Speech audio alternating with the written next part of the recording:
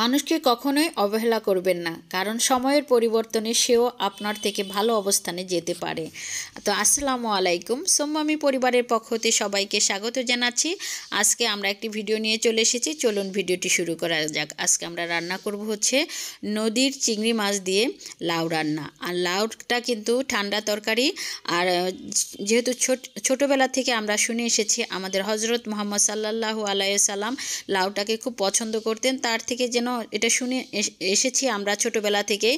আর তার থেকে আমরাও কিন্তু লাউটা খেতে খুব পছন্দ করি। তো যখনই বাজারে গেলে যদি লাউ ভালো পাই, বাজারে প্রথমেই কিন্তু লাউ একটা নিয়েই নিব। তো এটা সব সময় করি, বিশেষ করে আমরা আর কি। তো চিংড়ি মাছটাকে একটু ভালো করে কষিয়ে একটু হালকা মশলা দিয়ে, যেহেতু লাউ বেশি মশলা যায় না লাউয়ের তরকারিতে, একদমই কাঁচামরিচ দিয়ে হালকা করে রান্না করব। তো এখানে লাউ তরকারিতে বেশি পানিও দেওয়া যায় না, লাউ থেকেও কিন্তু পানি উঠে যায়। আর লাউর একদম ঠান্ডা তরকারি। আর এই যে লাউটা আমরা হালকা অল্প একটু পানি দিয়েছি, ঢেকে দিব, লাউর মধ্যে থেকেই কিন্তু পানি উঠে যায়। আর একদম বেশি সিদ্ধ করে ফেলবো না। লাউটা কিন্তু একটা তাকে রান্না করতে হয়, বেশি সিদ্ধ হয়ে গেলে কিন্তু লাউ আর খেতে ভালো লাগে না। তো হালকা একটু জিরা বাটা দিয়ে দিয়েছি, না দিলেও চলে। লাউ তরকারি প্রথমে বলে নিয়েছি একটু হালকা করে রান্না। তো এটাই হচ্ছে সবচেয়ে বাস্তব কথা।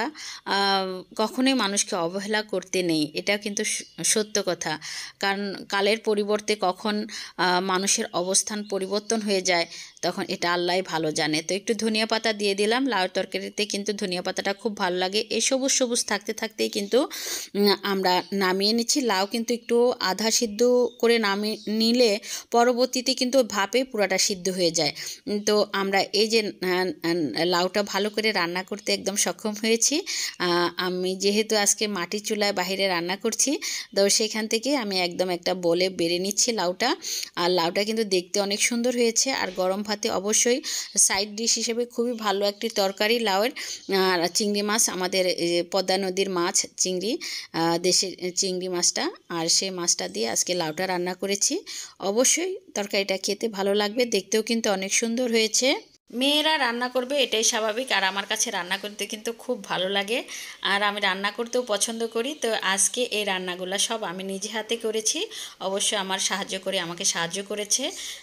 এই যে আজকে দুপুরের একটা খাবার, সব রান্নাগুলো আমি যেদিন ছুটি থাকে ছুটির দিনে এই রান্নাগুলো করার চেষ্টা করি নিজে হাতে। তো অনেক মজার মজার কিছু খাবার আমি রান্না করে নিয়েছি আজকে। তো অবশ্যই দেখতে যেমন সুন্দর হয়েছে, খাবারগুলা খেতেও অনেক মজা হবে। তো আজকের মতো এখানে